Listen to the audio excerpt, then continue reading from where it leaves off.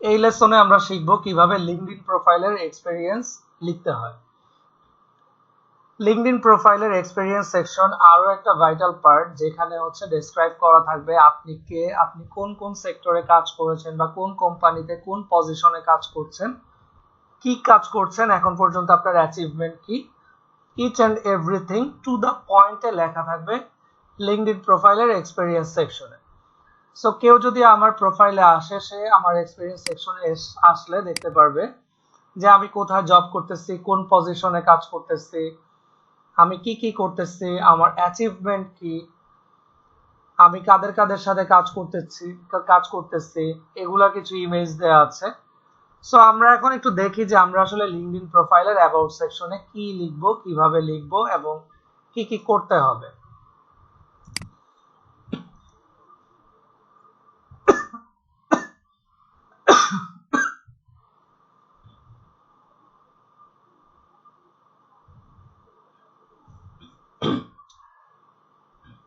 For example, আমি আমার LinkedIn প্রোফাইলের এক্সপেরিয়েন্স সেকশনের একটা ছোট একটা পার্ট আমি এখানে শো করছি, যেটা হচ্ছে আমি আমার ফাইবারে একটা সার্ভিস দিচ্ছি, যেটা হচ্ছে বেসিক্যালি রেজিউমি এবং লিঙ্কডইন প্রোফাইল রাইটিং এর পাশাপাশি আমি কন্টেন্ট রাইটিং এরও কাজ করি ফাইবারে।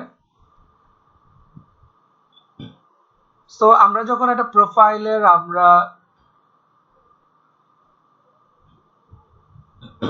আমরা যখন আমাদের লিঙ্কডইন প্রোফাইলের এক্সপেরিয়েন্স সেকশন লিখবো, সেখানে আমরা আমাদের যে সার্ভিসগুলোকে ডেসক্রাইব করব, সেখানে কিছু পাওয়ারফুল কিওয়ার্ড আমরা ইউজ করব, যে কিওয়ার্ড গুলো ফোকাস করবে আমরা কি কাজ করছি। সো এটাই ফার্স্ট পয়েন্টে বলা আছে যে use powerful words to describe the job description. Focus contribution. এখন ফোকাস কন্ট্রিবিউশনটা কি?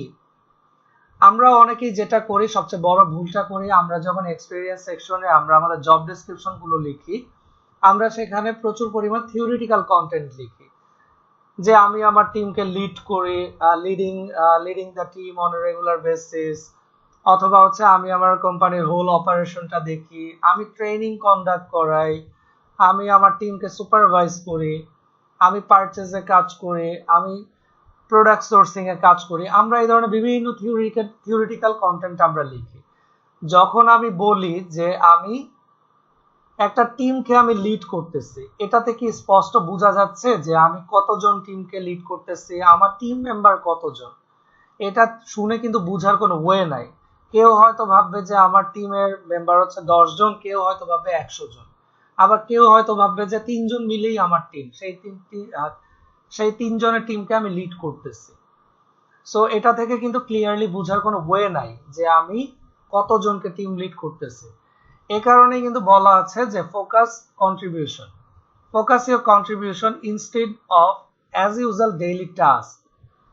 এটা দিয়ে মিন করা হয়েছে আমরা যে থিওরিটিক্যাল কন্টেন্ট গুলো লিখি, সেগুলোকে ফোকাস করা যাবে না। ফোকাস করতে হবে কিসে? Try to input digit, percent and numbers in the description.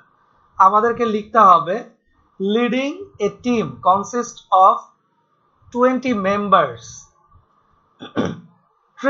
already trained, অথবা লিখতে হবে trained around অথবা approximate 500 people in the last year,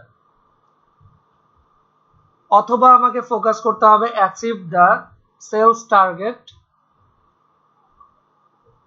এখানে হচ্ছে সেলস টার্গেটের এখানে আমাকে অ্যামাউন্টটা মেনশন করে দিতে হবে যে 50 lakhs অথবা 60 lakhs in the last quarter, অথবা achieve the sales target of 200 crore টাকা in the last year or in 2022।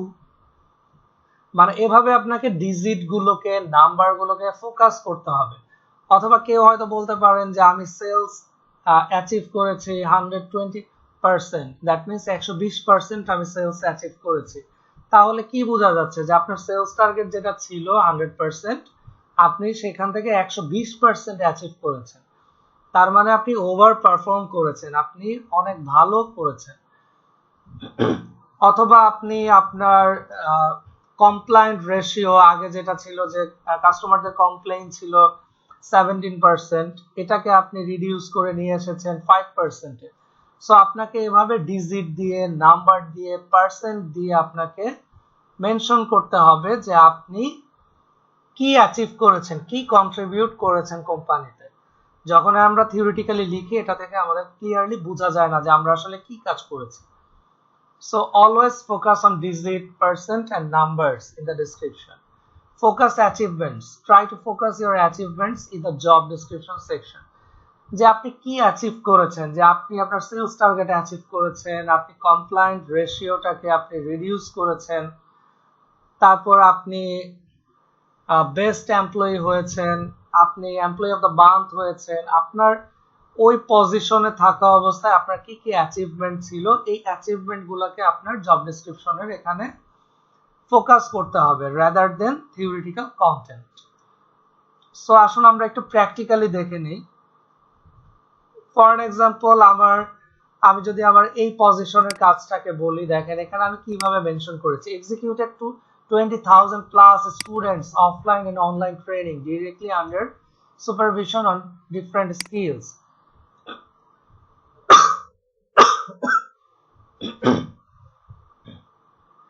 আমি আমার আগের পজিশনে থাকা অবস্থায় অনলাইন এবং অফলাইনে 20,000 এর উপরে অনলাইন এবং অফলাইন স্টুডেন্টের ট্রেনিং আমি সুপারভাইজ করেছি।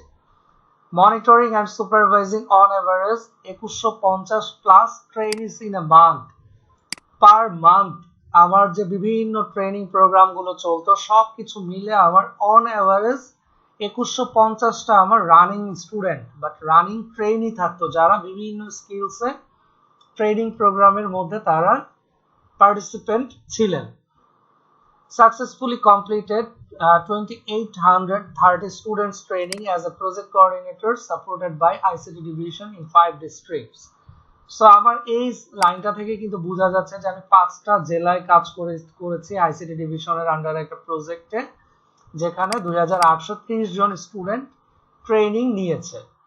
Leading a mentor team of 16 members for ensuring proper training and project completion. So আমার এই লাইনটা থেকে কিন্তু বোঝা যাচ্ছে যে আমি 16 জনের একটা মেন্টর টিমকে লিড করেছি। Maintaining A 95% satisfaction ratio based on a regular monthly survey. That means আমার ওই পজিশনে থাকা অবস্থায় আমি প্রতি মাসে একটা সার্ভে কন্ডাক্ট করতাম, যেটার স্যাটিসফ্যাকশন রেটটা ছিল on average 95% plus. Reduced students' compliance from plus 15% to less than 2% by increasing connectivity. স্টুডেন্টদের সাথে বিভিন্ন অ্যাক্টিভিটিস এবং কানেক্টিভিটির মাধ্যমে আমি আমাদের যে ইনিশিয়াল কমপ্লায়েন্ট রেশিওটা ছিল 15% এর বেশি, সেটাকে আমি 2% এর নিচে নামিয়ে এনেছিলাম। সো আশা করি বুঝতেই পারছেন যে আপনারা কিভাবে আপনার অ্যাচিভমেন্ট এবং আপনার কন্ট্রিবিউশন গুলাকে আপনি এক্সপেরিয়েন্স সেকশনে আপনি ফোকাস করবেন, যেটা থেকে আপনার ভিজিটররা খুব ইজিলি একটা ক্লিয়ার একটা ভিশন পাবে যে আপনি আসলে কি কাজ করেন, আপনার ওই পজিশনে ওই কোম্পানিতে আপনার কন্ট্রিবিউশন কি, যেটা আপনাকে অন্যদের প্রতি অ্যাট্রাক্টেড করবে, আপনার অ্যাকসেপ্টেন্সটাকে গ্রো করবে। সো আশা করি সবাই বুঝতে পেরেছেন কিভাবে আমরা লিঙ্কডইন প্রোফাইলের এক্সপেরিয়েন্স সেকশন লিখব। সো আজকে এই পর্যন্তই, থ্যাংক ইউ।